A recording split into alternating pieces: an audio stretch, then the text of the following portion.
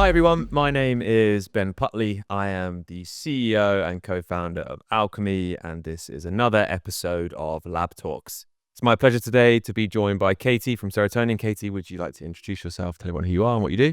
Thanks, Ben. Great to be here. I'm Katie Narain. I work at Serotonin. I guess my role is Web3 Member Experience Lead. Cool. We can go into that in a bit. Yeah. But yeah, I've just been there for over a year now. And yeah, it's pretty great. Nice. So for those people that aren't familiar, what does Serotonin do?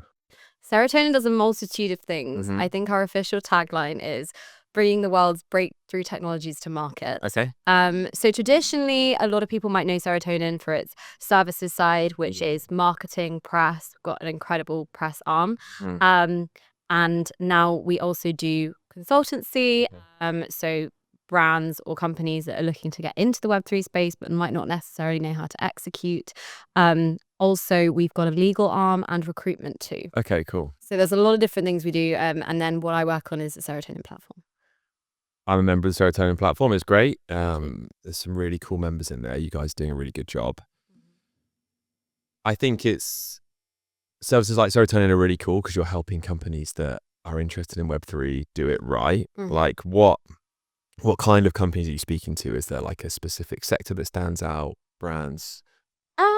So we've got kind of our typical legacy clients, people like PayPal. But we've also got newer companies that are maybe in the AI space, in the deep end space, companies that are just looking for that visibility where we can, offer pitching to various media companies, etc. But I'd say it really spans a wide range. We've now expanding massively into the APAC region. We've been hiring for a number of roles, lots in India, lots in Japan, Korea, Hong Kong. We've got a big team now, or a growing team. And we're finding a lot of these APAC focused companies, maybe even traditional banking companies that to get into the space. So it's such a range, which is really exciting because it shows the appetite for the Web3 ecosystem and just Web3 solutions within the world. It does feel, it's such a cliche to say, but it does feel like it's a bit different this time round, Sure. It's exciting. We've been banging this drum at Alkimi for 4 years and we're seeing it, I guess, similarly, because I think Alkimi plays a similar role to Serotonin in some degree. We kind of focus on digital marketing specifically, but we are also, by the sounds of it, seeing the same kind of interest from brands that are like, okay, I'm seeing this in the news now. There's getting a lot more adoption just from like the mainstream financial markets. Like, how could we apply this to what we do? And it's cool to see that happening everywhere. I think you guys definitely come at it from more of like a Web3 angle, not to say that a blockchain-based ad exchange isn't Web3, but we tend to work with brands that are, because I always think, right, I was saying this yesterday, but like with Web3 marketing, you have like, we're sponsoring a Formula One team. Yes. Or we're working with KOLs and Twitter and direct response. There's like less of that brand building that happens in the middle. Maybe I'm wrong. Maybe you could correct me, but I don't see so much of that. I think that's interesting you call that Web3 marketing, because I would call that almost Web2 marketing for Web3 companies, right? Web3 marketing is things like we see, maybe more growth marketing, things like, we working very closely with Spindle, that kind of on-chain real data using kind of wallets and data insights to inform, I guess, how we advertise, target people and run these campaigns. So I would say that's more using the Web3 mechanics to market rather than just sponsorship. Don't get me wrong. I think that brand visibility and that traditional Web2 marketing can be extremely useful. But I think, as we've seen with some of the big companies that just throw a logo, it doesn't necessarily correlate to ROI or conversion or anything. It's cool to have, and you see it with a lot of the exchanges. They have a lot of liquidity, and it's but yeah, just because FTX had the FTX Arena didn't mean that it was a great. I mean, it got visibility, but it was right. Worked too well for them, and then didn't work very quickly. But yeah, I think it's the work that Spindle doing is really interesting. I think that there's there's like Cookie 3, addressable. It reminds me of the early days of like Google Analytics. Yeah. So it's like, Okay. people like, do you want a website? Yeah, I do. And then like, do you want to know who comes to your website? It's like, yeah, I do want to know that. And I think that's comparable to like, do you want a token? Like, yeah, I do want a token that's really useful for what I want to do. And then like, do you want to know exactly who your token holders are? And I think that encourages me, because that's specifically for how we'd want to work with Web3 brands in the future. If they know who their audiences are and they're looking to find them elsewhere, that's really how a cookie works, right? It's like, we know our audience logged in here and viewed these websites, so we're going to look for that cookie on other websites and try and show them the right message at the right time. And I think it will be interesting to see how, I talk about this a lot, but Web3 wallets get more adopted. You start using them in more places. I saw Wallet Connect have rebranded. I can't remember exactly what to, I should know. And it's now more of like a single sign-on. So you can just like log in with a social. Yeah. And then it creates a wallet for you that's non-custodial. And then you can upgrade it to custodial. But like that is then quite a nice. Just the byproduct of signing in.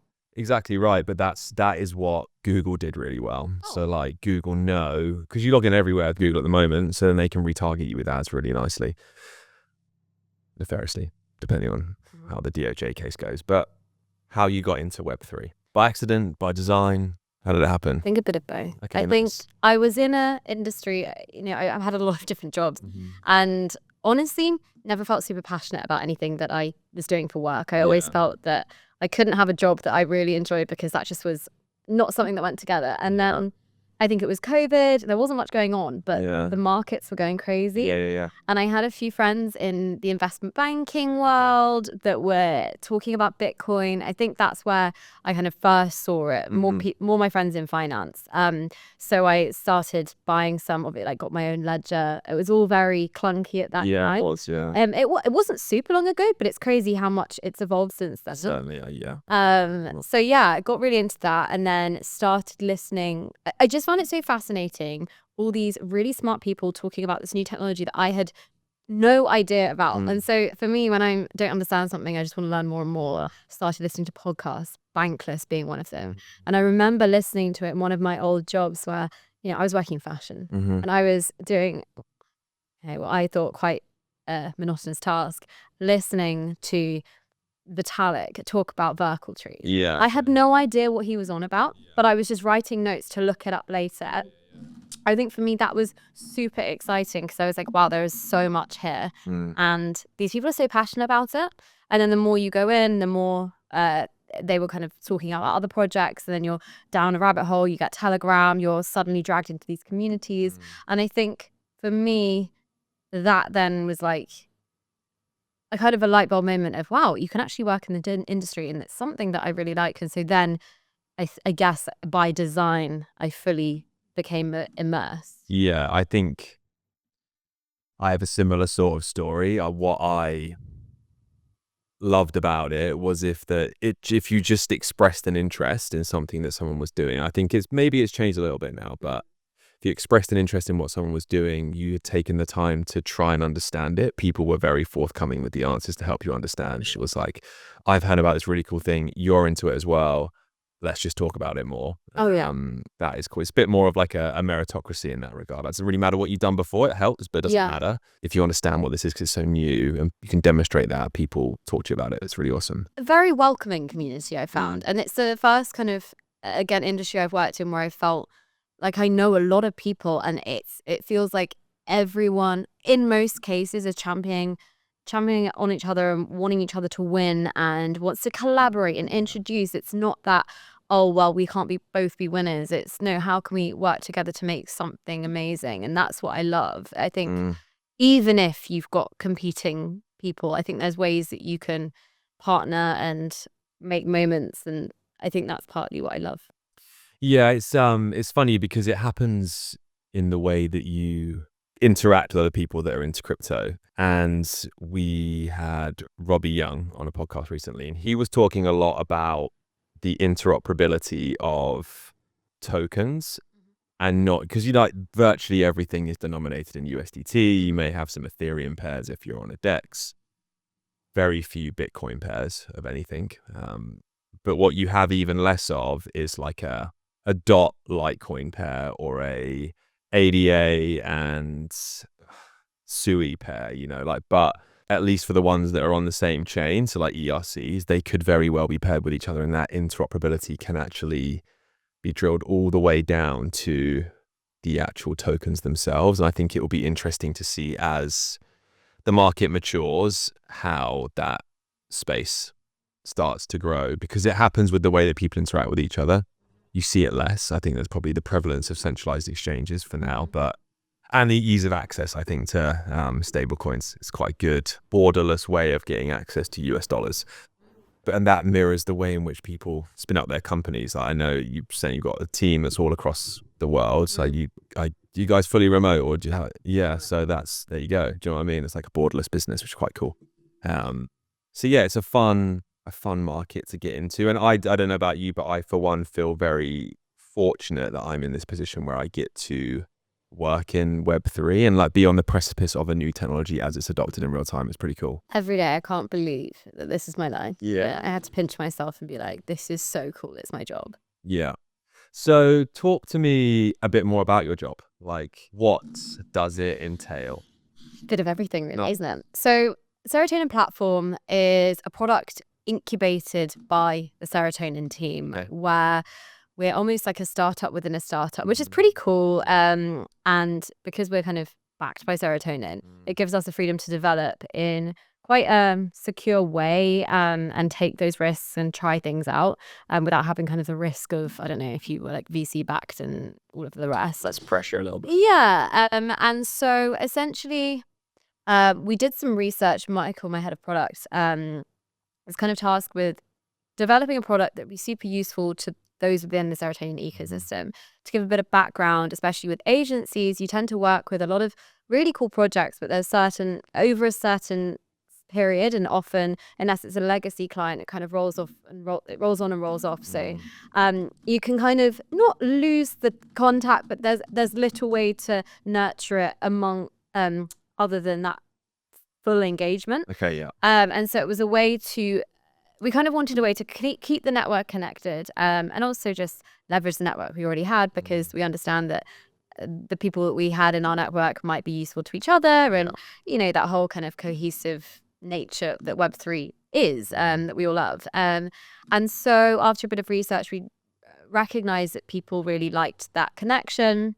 I think platforms like Discord, Telegram, and Twitter were very busy. We then realized that there was this dissipated events problem where, and this is kind of a more recent solve for us, where the way that you knew what was happening throughout like a week, for example, DevCon, was these random spreadsheets flying around, and you're just going through all these Luma links, etc. So there were a few different problems we saw. And so the first thing is we created essentially a community of the top people in Web3, or the people we believed to be driving Web3 forward. We've got some of the best founders, builders, VCs in the space. And we created this essentially platform where they could message, post, share ideas, connect, away from the noise of Telegram, Twitter, and Discord, or whatever.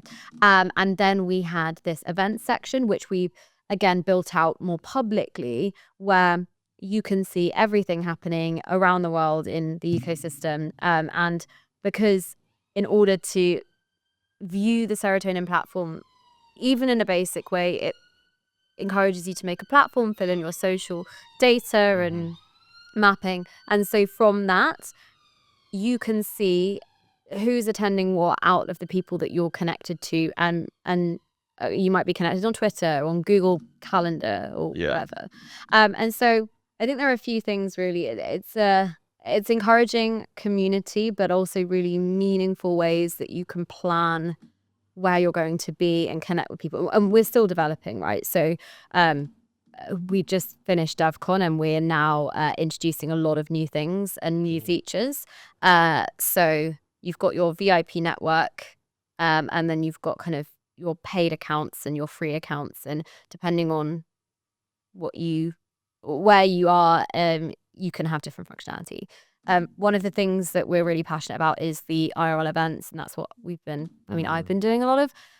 So we've done some amazing events, one in Brussels at ETC. It's a good one. I was fortunate enough to attend. Yes. And that was, again, for our clients, partners, friends, a kind of an open one to the community. We've also done more private dinners, and these things vary. And again, all with the goal of connecting people in a meaningful way that's not just like random. We want to deliver high quality events, and we want to facilitate meaningful networks and strategic relationships. And we've had that feedback that this curated event style is what people want. So sorry, that's a lot of big answer, but there's like a lot of elements of the platform that we're still ironing out. It is a good tool. Like, I've used it, and I think these crypto events are so big. Like, I've done a lot of events in adtech, and some of the big ones, they're like tend to be attached to something else. Like, there's CES in Las Vegas coming up, but that's the Consumer Electronics Show. So like, but obviously those consumer electronics spend a lot of money on adtech, so it kind of makes sense for it to be there, but it's in Las Vegas just after Christmas. It's a long way to go if you're a Brit. So I've never been to that. There's like these kind of focused events in random cities around the world. A company called Digiday does those very well. It kind of has the buy side and the sell side represented. There's Cannes Lions, which is a good one. That's probably more similar to crypto events I've been to, but like, when you go to crypto events, they're normally in like a fairly remote city where it has like one airport, so it can be challenging to get to. But then I think you go there and there's just so many side events, and it's difficult just to even know where to start in terms of like, where's best to spend your time, who are you going to meet there. Because the funny thing about crypto events, or the good thing, it depends how you want to look at it, is that there's loads of businesses there trying to speak to businesses, but there's also people that just love crypto that want to go to those events. So it's like B2B2C, like, it's just, and you could be talking to someone and they just want to show you their NFT portfolio, and it's like, that's cool. I'm glad that you love it, but and that's what we're trying to solve. So hopefully, by the end goal of what the platform kind of is going to finish to look like, you can really target the events, and based on who we have on our database, who's signaled that they're attending, you can go and know that, okay, a bunch of A16Z people are going to be there, so that's going to be great if I want investment. Yeah. Because we have tags, social tags, you could identify as a BD person that you want to meet wallets or exchanges, and eventually I'd like to be able to say, these people are going to be here, or these people we think you are going to be there, and we suggest these are the events you hit, or you attended this, did you get a chance to meet so-and-so? That's cool. Message them here. And that makes for really, I think, targeted BD and a really good use of time, because like you said, there's so much. I think a lot of the strategy, unless you're in like the top 2% of BD, a lot of the strategy is divide and conquer and just hope that you meet the right person. So if we can set you up for success in a really targeted way, in a curated way, where the chances are you're going to meet the people that you want, 60 to 70% of the time, it's pretty good. It's easier to, I think, one of the challenges with events is like, how do you tangibly demonstrate ROI? And I think, like, because they're not cheap, like, they're often far away. There's not that many in London, sadly, because the weather's crap. We had Zebu recently. That was like the flagship event. That I thought that was brilliant. But it's kind of once a year, few and far between. I went along to the Digital Commonwealth event recently. I thought that was really good too. The work that James Bowater's doing is pretty cool. Oh yeah. But it gets expensive to fly there, and because there's thousands of people flying there, it gets even more expensive. So like, it's tough to sign it off. I think, like, people, they're like, can we go to this event? I'm like, well, we need to, are our customers going to be there? Yeah. I don't really know. How many meetings are you going to get booked when you're there? How much is it going to cost? Yeah. It's like, for us, Cannes an easy one because we can get our best clients. It's the easy access for us to get to North American market. It's like one of the few times they'll come to Europe because it's a great week. I'm not sure what gets them over there. It might have something to do with the weather and the boats and the wine, but that works for us because it's easier to fly to France than it is to fly to New York. And I think it's great that you are kind of taking that on, because Web3 can be really expensive. People assume you have a lot of money because a few projects do have tons of money, but for everyone else, it can be a bit challenging to get cut through, speak to people that you want to speak to, and demonstrate ROI events. So that's awesome that the platform's growing. And what is the ambitions of the platform? Like, where do you want to take it? I think we would like to like I said, build out some of the tooling to allow you to connect and directly message the people you want to. And you can, the idea is you'll be able to set your controls if you want only a certain amount of people to message you from kind of certain tiers in the membership, or, you know, you're very open to having conversations. So definitely building up that. For DevCon, the new thing that we did is we actually hosted our events on the platform. Okay. So instead of using Loom or anything, Nice. All right. we natively did that. It was such a winning situation. Really? We hosted it with Refraction. Okay. We had like thousands of signups, and that's platform accounts. You had the only way you could RSVP was creating an account. It's like most UA strategy, isn't it? And everyone wants a party. Yeah. They want yeah. So we want to give event organizers, if they so wish, the ability to host their event on the platform, to manage RSVPs. And the thing that, you know, we're not trying to necessarily compete with Vima, but I guess in a way it would be. The idea that we can give you really data-rich insights. Okay. We could say X amount of VCs came or are interested in your event. We could say from this geography, we can give you, because we have the data on the people from their platform accounts, we could really give you like a granular insight. We can also, a lot of the people on the platform also, anyone that's a VIP or a paid member or anything, are grouped into categories, whether they're investor, builder, press, what, based on their company, genre of Web3 that they're in, deep in, wallets, exchanges, gaming, whatever. And so all of this is super useful because we can give those, I guess, insights in that maybe aren't so easy to come by in traditional things. But more than that, because we have all these people, we're going to allow event organizers to literally send invites to whoever. So instead of you're just advertising on Loom of people to sign up,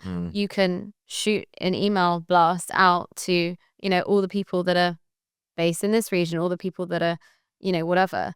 And then you're getting a really targeted guest list based on a network that we've basically vetted, especially the VIPs. And I guess we're going to figure out exactly like how many kind of invites, et cetera, et cetera. I'm sure there's things we need to sort, but I think if we can say you have the power to get this in the inbox of the top 300 people in crypto, that's really exciting. Yeah, you have a line around the block. Yeah. I didn't know you were doing that. Whilst you were talking about that, there was cogs turning in my brain about, so we've done a few events in London. We call them LabTalks Live. It's a live version of the podcast. It's been like a majority media agency, publishers, like other core users of Alkimi that have been at those sessions. But I think it would be great for us, as you say, to get more people in Web3 that may not necessarily know about Alkimi and how we're using our infrastructure in what is a very well-established big market. It's like $668 billion this year was spent online, which is not small. And I was talking about this last night, and someone was saying that Alkimi is not necessarily in a narrative right now, and I tend to agree. And then I was actually, you know what, I don't agree, because like fundamentally with most technologies, right, the Web 2 was all about user acquisition and growth, and then your platforms kind of plateaued in terms of new users. And then products, services, portals were like, how do you make money? And it's like, well, you just start doing advertising. So like, and that's Google is an ad tech company, right? Meta is an ad tech company. OpenAI is about to start potentially running ads in their platform. So they're going to become an ad tech company. Like ad tech fundamentally just ends up being everywhere. It funds everything. So that was my high conviction response, but it doesn't really matter about being in a particular narrative, because like fundamentally it's a large market. It funds a lot of stuff, platforms, portals, products, you name it. And I just, it's a bit of a tangent. Sorry, I'll get off my soapbox a little bit. But yeah, I think it's because crypto is very narrative driven, right? And you've just come back from DevCon. So what kind of stood out for you of where crypto is kind of tacking towards at the moment? For me, I was actually just astounded at how many people were even there, right? Yeah. Because compared to ECC, which I admittedly didn't go to the main conference, but I think it was quite well known that some events weren't that well attended. Yeah, okay. And DevCon, I think, was actually a bit worried about this. But every event I went to was pretty full. Yeah. And then I went to DevCon the last day, and you're kind of expecting a conference last day. I've been to Bitcoin Miami. That was probably my first big conference I did on this space, and I worked for MoonPay. Yeah. By the end of it, not many people were in the conference. DevCon final day, absolutely packed out. People Really? still, packed. People, because obviously the hackathons they're doing, all of that, obviously all the free things that the complimentary drinks, food, everything. The just the aesthetic and the vibe, it just felt so welcoming. So the kind of vibe, the read I got is that people are super passionate about the space. They're really willing to build in the space. Yeah. I think DevCon is always one of those legacy conferences that you could argue is always going to do well, but they've done well because I think they provide a nice atmosphere and it feels great. You know, Vitalik speaking, they've got we were just walking around the floor and they have the workshops going on, and it was one that was like, what is a DAO? And so you can kind of see that it's not just for those who are super technical, because admittedly I'm not the most technical person by all means. I kind of know a lot of things in the space, but DevCon, you think, okay, this is a completely developer conference. You need to know how to, write smart contracts. Write smart contracts and be a Solidity developer and all that. And actually to see that it was really quite nice. I was like, okay, so people are here that maybe are getting into crypto for the first time. So the read I got on the whole of DevCon was that it was for everyone. It wasn't just for people that were super technical. Obviously, you could have that. And I think as well, I mean, honestly, because we put on so many of our events, I didn't get to go to the most of events, but I went to such a range. So I went to this Alpha Safe event, which is really cool. Imagine Oriental, such a high quality event. Really cool. And they were announcing some of their new products, which was great. And that was probably more of the technical kind of things. That it was more of a presentation.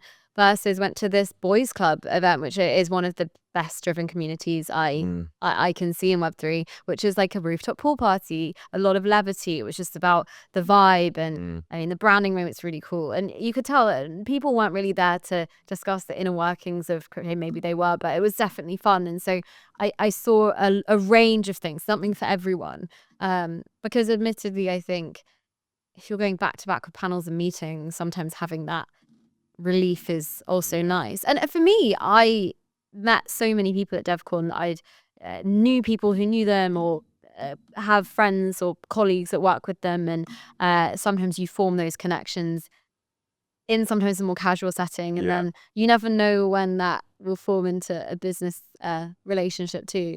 You obviously go to a lot of these events with what Serotonin does. Would you think it's fair to say that you're seeing it like evolve somewhat in the types of people that it can cater for effectively? So like try more all encompassing because when crypto's blockchain started, right, it was just degen develop. You had to know how to do it to be involved in it. And now I think you can, where it's kind of grown so much, there's loads of opportunities for people to fill out the rest of what becomes a market and a business. Like it's not all developers. There's also sales and product marketing and thought leadership, and like that is what creates like a thriving sector, is the capacity for everyone to work in it, not just one particular person. And there's a whole sector of people just kind of educating the mass market. And if you think about, if you want to try and make big Web3 adoption, you can't go that technical. People don't care. And so I think when you have that kind of lane as well, then suddenly it becomes a lot more accessible. That's the whole aim of that kind of game.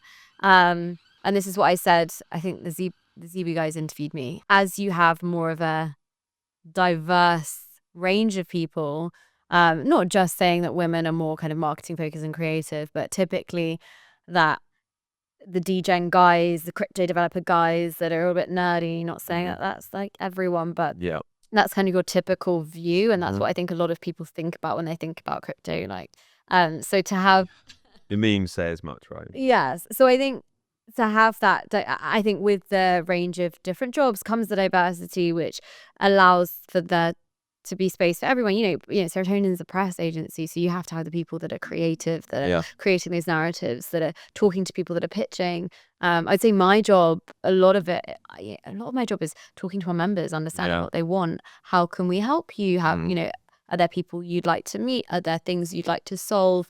I think mine's a lot more relationship management. Yeah, okay, that makes sense. I think it's an interesting point you make, because if you see other people that like the things that you like, you're like, oh, I could do that as well because they're similar to me. You know? And I think maybe I will take the leap and like.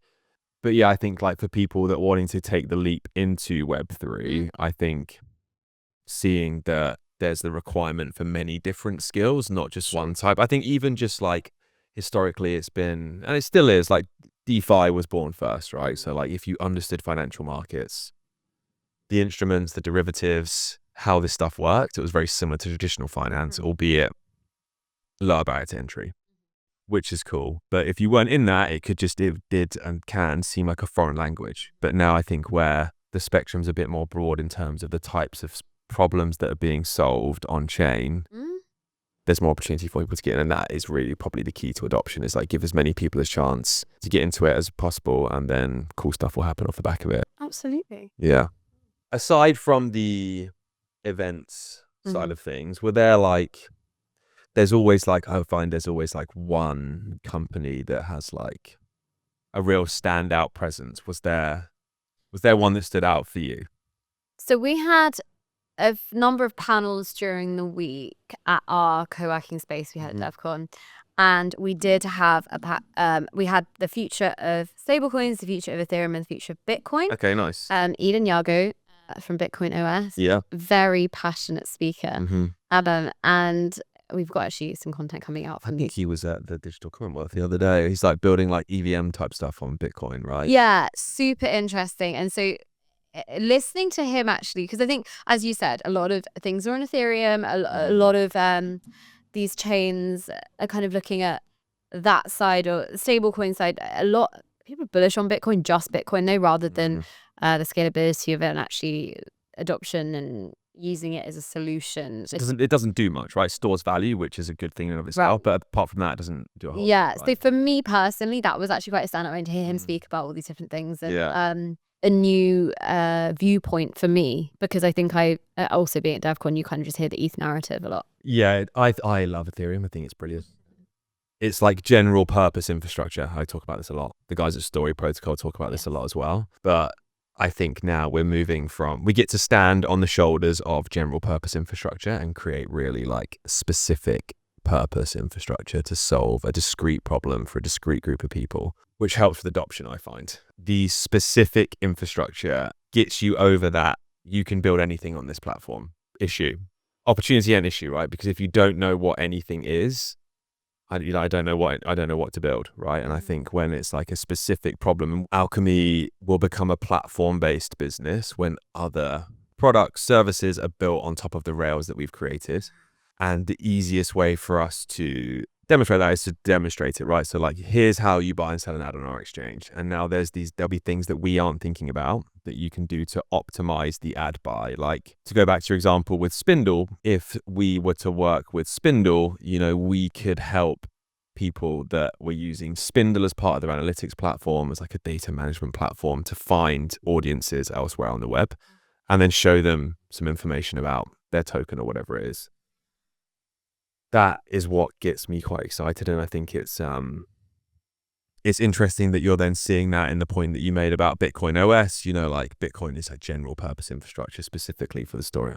Countering that's juxtaposition, but for storing value, it's like, what specific problems can you use his system for to solve challenges for people? And that's what I guess we're looking to in the future. So I know you haven't got a crystal ball, but like over the next 12 to 18 months, where do you see, and let's go short term, even like this next 6 to 12 months, like what do you think is gonna play out?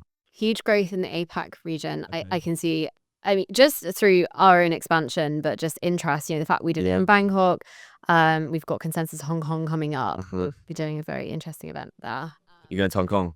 I don't know if I'll be coming, maybe. But some of our company will be there. It's an interesting thing. I think there's a lot of appetite for that. Where traditionally, I think a few years ago, it was very US focused. Okay. We're really seeing that Eastern side now. And yeah, I think a lot of VCs there's, like I said, traditional banks focused specifically in APAC. So I see a lot of growth in that region. Very cool. I'm seeing a lot of cool projects. I think anything where Web3 and AI are merging, very interesting. We work with one of our clients, but people we work with is Massa, the idea of you contribute data and it, I think, builds into this AI and then you kind of benefiting. I think the projects that I see that are going to be successful, contrasting to this Web2 model of you're using something, you're paying for a service, you're just getting the service and that's that, versus this Web3 model of you're contributing towards a platform and then you're reaping some sort of benefit of reward, right? So this is what you see from the deep in projects like Helium. So the Barachain ecosystem, very interesting. I don't pretend to know all the mechanics of it, but this idea of rewarding through the ecosystem, getting kind of working together, being able to kind of go between different things, quite a sophisticated manner. So these projects that are more than just buy a token, hope it goes, I mean, not really fussed about it. You know, don't get me wrong, we're seeing, I think, a lot of these meme coins coming back in. Blonde is the huge thing at the moment on Twitter. And it's funny, it's community and it's good, but the real value, I think, is where people are being rewarded for their participation in some manner and they're contributing towards the overall goals of the project. It makes sense. You add some value and you receive some value, right? Like it's a better barter, you know, rather than just put dollars in, get service out. It's like that is quite binary in terms of what you get and what you have to put in. But I think people have other skills that aren't just a $9.99, a $12.99, a recurring fee that comes off your debit card, right? So I think a really good example of that is Cap and what Super Team have done just around the corner. You know, like so the Solana Foundation have put some money and effort into building a community, and they've just announced that space right by Amazon's office at Liverpool Street, which is like pretty awesome. I saw they had like they were like renting a room or a co-working space like a week at a time about 12 months ago. Now they've got like a permanent space in the center of the city of London, which is like pretty meteoric. And then I think they're giving you the option to purchase an NFT and then kind of part own some of the space, which is, I mean, pretty awesome. I think it's at the Lighterman bar, the Lighthouse bar, which is a cool bar. So I agree. It's like that, I think, will continue, totally agree with you, will continue to resonate with people that want to add some value. I think particularly like even like people that are leaving university, you know, like I've got skills, I don't know what direction to put them in. And if they can discover this, like there's like a nice reward that's not just this is the salary that you earn and this is what you come into work to do. It's like, well, what can you do? And you take the onus and figure out where to apply it, and then who knows, it's like kind of exponential what you get out on the other side. And I think that is what will ultimately drive more people into Web3. It's like the exponentiality of the returns, not just monetary, just like fulfillment, finding a career that you didn't expect, you know, just like building something, creating a new network, just like everything you kind of look for in a career. Like there's like alternative path with this new technology. And it flips the traditional model on its head, right? So it's not this kind of hierarchical way of, okay, right, you come in here, you have to work for X amount of years and that's the only way you're gonna climb up this ladder. So long as you went to this school and that university. Right, and you've got these kind of arbitrary qualifications, but a lot of the time it's just to have it to say, you know, you've done it. And I think that's what beauty of the ecosystem is, that you don't actually need specific experience as long as people believe that you can do a job and they can trust you. You know, I think that's what's really attractive, freeing about the whole thing. And everyone's like, how did you get in? How are you where you are? How did you get hired by MoonPay? How did you now work this? And it's kind of like, well, you can show you can do something and you can add value and make something. It doesn't really matter what your skill set is as long as it can be applied in a useful way. And I think people look at blockchain and say, oh, I'm quite late. Everyone's always going to know something that you don't know. It's just kind of the way of the world, right? But there's like your perspective on an issue or a challenge could be very interesting. It might be completely useless, though not everyone's going to make it, but your perspective could be very interesting in a way to solve a challenge, and something that seems quite tangential actually has an application on chain X, Y, and Z, or dApp A, B, or C, or wallet D, E, or F, you know, like that. It really is just cool. And it might not exist yet, and you might have come across something that you can like, hey, we can do this thing. Now there's like more tools that allow you to get started quicker, you know, without having to know code inside out. But as long as you have an idea, you can start to apply it to it and speak to people on Telegram or Discord or follow someone on Twitter. And there's a whole heap of information that isn't kind of guarded by getting into university there or whatever it may be. So it's a cool space. It's an exciting space. I feel very lucky to work in it. I'm sure you do too. And thank you for coming down. Thoroughly enjoyed the conversation. It's been great. I enjoyed that. Cheers. Thank you, everyone. Bye-bye. Nice.